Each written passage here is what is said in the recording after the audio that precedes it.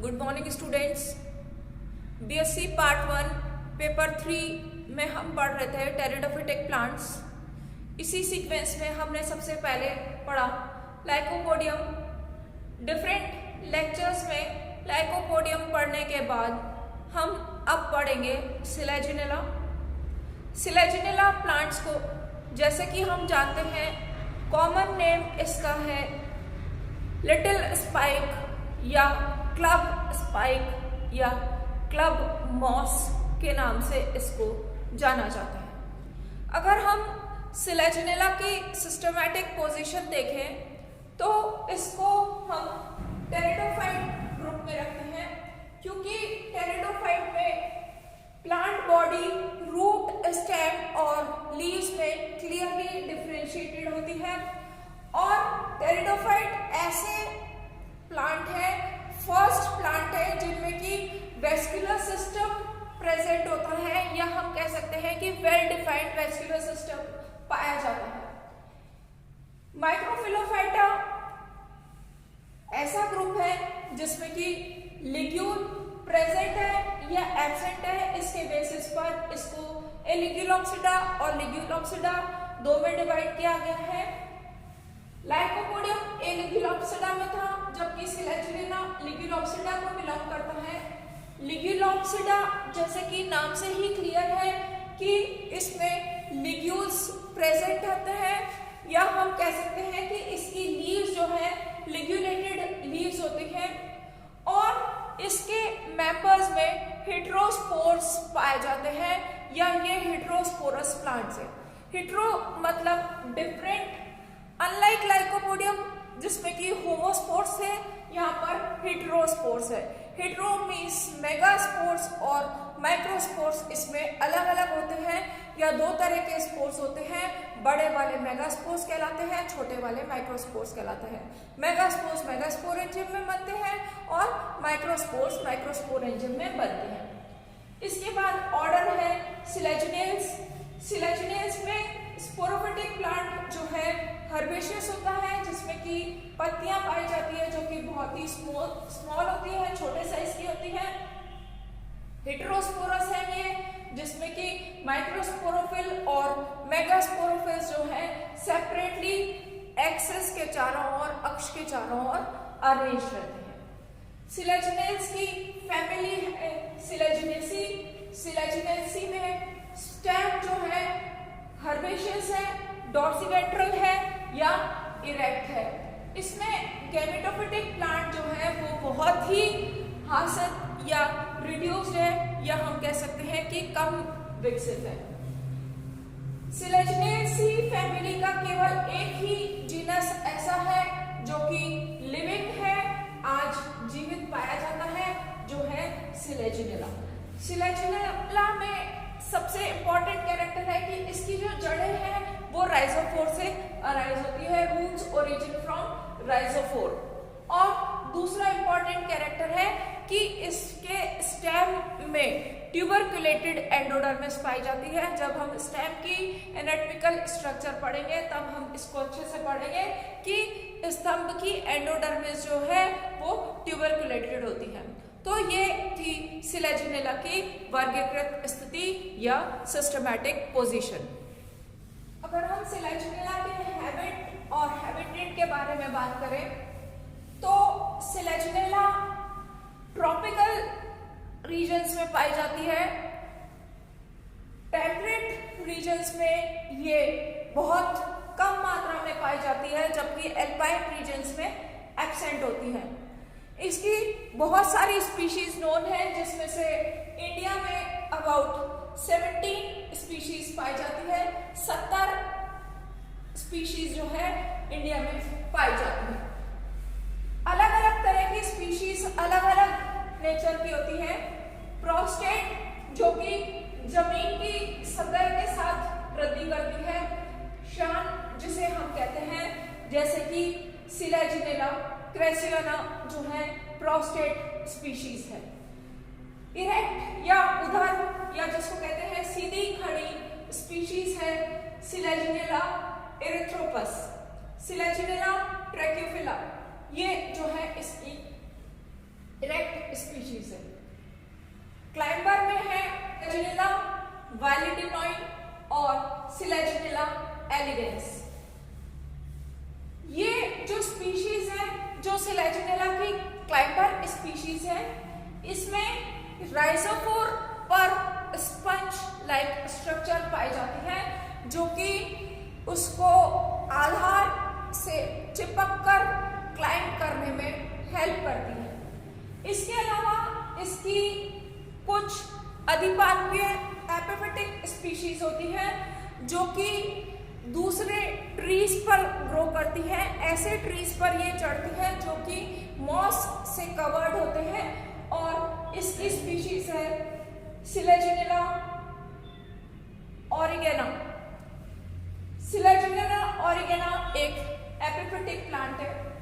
तो हमने देखा कि सिलेजिनेला की जो डिफरेंट स्पीशीज है वो प्रोस्टेट, इरेक्ट, क्लाइंबर या एपिफिटिक, इनमें से किसी भी नेचर की हो सकती है।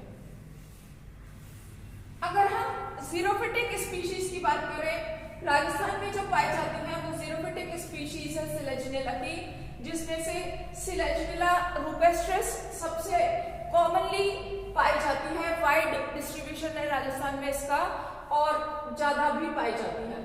इसके अलावा सिलेजिनेला लेपिडोफाइटा, सिलेजिनेला वाइटाई, सिलेजिनेला रिपेंडा और सिलेजिनेला पिल्लीफेरा यहाँ पर कॉमन स्पीशीज है। ये जो स्पीशीज है डिफरेंट, ये राजस्थान में रॉक्स पर, चट्टानों पर या सूखी रेत पर, ड्राई सैंड पर पाई जाती है। और जब ड्राइड कंडीशन होती है, विपरीत परिस्थितियां होती है, तब ये प्लांट अपनी रूट्स को विड्रॉ कर लेता है, डिजेनरेट हो जाती है इसकी रूट्स, और इसका जो अपर पार्ट है वो एक बॉल लाइक स्ट्रक्चर में रिड्यूस हो जाता है। जब सूटेबल कंडीशन आती है तो मॉइस्चर एब्जॉर्ब करके ये बॉल लाइक अपर पार्ट जो है वापस से ग्रीन हेल्दी प्लांट में कन्वर्ट होके अपना बेसिक नेचर जो है रूट स्टेम लीफ वाला वो फिर से अटेन कर लेता है, और सूटेबल कंडीशन में ये अपने आप को वापस से रिवाइव कर लेता है। तो ये था about habit and habitat of Selaginella plant. Selaginella के स्पोरोफिटिक प्लांट की अगर हम मॉर्फोलॉजिकल स्ट्रक्चर देखें या एक्सटर्नल फीचर्स देखें, तो सिलेजिनेला का प्लांट वेजिटेटिवली स्टेम, लीव्स और रूट्स एंड राइजोफोर में डिवाइडेड होता है, जड़ तना पत्ती में विभक्त होता है, जो कि टेरिडोफाइट का विशिष्ट लक्षण है। सबसे पहले हम इसके तने की या स्टेम की बात करें तो स्टेम इसका हर्बेशियस होता है, शाखीय, शाखित या अशाखित होता है, सॉलिड होता है, और अलग अलग स्पीशीज में इसका स्टेम प्रोस्टेट, इरेक्ट या क्लाइंबर होता है। प्रोस्टेट स्पीशीज में प्रोस्टेट होता है, इरेक्ट उधर में उधर होता है, और क्लाइंबर स्पीशीज में क्लाइंबिंग स्टेम होता है। इसको दो सब जीनस में बांटा है हिरोनोमस ने 1900 में, होम्योफिलम और हेटेरोफिलम। होम्योफिलम जिसमें एक ही प्रकार की पत्ती होती है, सारी पत्तियां एक सी होती है, और हेटेरोफिलम जिसमें कि स्टेम पर अलग अलग तरह की पत्तियां लगी होती है। अगर हम पत्तियों की बात करें तो पत्ती जो है लीव्स स्मॉल लीव होती है, छोटे साइज की, कुछ मिलीमीटर इसका साइज होता है। लीव्स सिंपल होती है, इसका शेप अलग अलग स्पीशीज में अलग अलग हो सकता है। यहाँ पर हमने एक ओवेट पत्ती ड्रॉ की है, लीफ ओवेट भी हो सकती है, लैंसियोलेट भालाकार भी हो सकती है, ओल शेप्ड या सूचाकार, सुई के आकार की भी हो सकती है, लंबी और पतली। तो ये जो है ये इसकी पत्तियां होती है, इसके मार्जिन्स अलग अलग भी हो सकते हैं। इसमें एक क्लियर अनडिवाइडेड या अनब्रांच मिडरिप पाई जाती है, और इसमें लीफ में जहां पर ये लीफ स्टेम से लगती है वहां पर लीफ गैप या लीफ ट्रेस एब्सेंट होते हैं। पत्तियां दो तरह की हो सकती हैं, या प्लांट पत्तियों के आधार पर दो तरह के हो सकते हैं। जैसे पहले हमने देखा होमोफिलस। होमोफिलस ऐसे सिलेजिनेला के प्लांट है जिनमें पाई जाने वाली सारी पत्तियां सिमिलर है, शेप साइज स्ट्रक्चर उसका सबका सेम होता है और ये सारी पत्तियां जो है ये मुख्य अक्ष के चारों तरफ स्पाइरली अरेंज होती है। ये है होमोफिलस स्पीशीज। दूसरी तरह की स्पीशीज जो है वो हेटेरोफिलस स्पीशीज है। मैक्सिमम स्पीशीज जो है हेटेरोफिलस होती है जिसमें कि डायमॉर्फिक लीफ पाई जाती है, दो तरह की पत्तियां पाई जाती है जिनमें दो पत्तियां जो है वो छोटी होती है, डॉर्सल लीव्स होती है, और दो बड़ी होती है, वेंट्रल लीव्स होती हैं। ये भी अक्ष के चारों तरफ स्पाइरली स्पेसिफिक मैनर में अलग अलग स्पीशीज में अलग अलग तरह से अरेंज रहती है। पत्तियों के साथ हमने देखा कि एक जो है स्पेशल स्ट्रक्चर अरेंज होता है, ये कहलाता है लिग्यूल या जेबिका। ये जो है इसका कैरेक्टरिस्टिक फीचर है लिग्यूलॉप्सिडा का, जो कि सिलेजिनेला में पाया जाता है और ये इसकी पत्ती है और ये इसकी मिडरिब है। तो अलग अलग स्पीशीज में लिग्यूल अलग अलग तरह का। अगर हम लिग्यूल के शेप की बात करें तो अलग अलग स्पीशीज में लिग्यूल का शेप अलग अलग होता है। जैसे सिलेजिनेला क्राइसोकोलस में फ्लैट लाइक लिग्यूल होता है। सिलेजिनेला मार्टेंसाई में वेज शेप, सिलेजिनेला कॉलिस्केंस में लोब्ड लिग्यूल और सिलेजिनेला वर्पिडेटा में फ्रिंज मार्जिन वाला लिग्यूल पाया जाता है। तो लिग्यूल एक इंपॉर्टेंट कैरेक्टर है सिलेजिनेला की लीफ में। अलग अलग स्पीशीज में लिग्यूल का शेप अलग अलग हो सकता है। अब ये है कि लिग्यूल क्या है या लिग्यूल क्यों पाया जाता है। तो ऐसा माना जाता है कि लिग्यूल एक इंपॉर्टेंट रोल प्ले करता है एब्जॉर्प्शन ऑफ वाटर में, जल का अवशोषण करता है। इसके अलावा लिग्यूल जो है सिक्रीशन का काम करता है।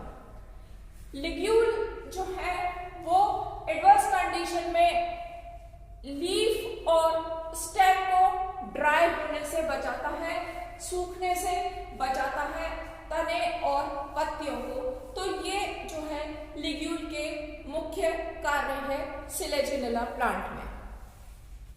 स्टेम एंड लीफ के बाद अगर हम रूट एंड राइजोफोर की बात करें तो इसमें मेन रूट या इनिशियल रूट जो है वो बहुत जल्दी खत्म हो जाती है, उसकी जगह एडवेंटिशियस रूट निकलती है।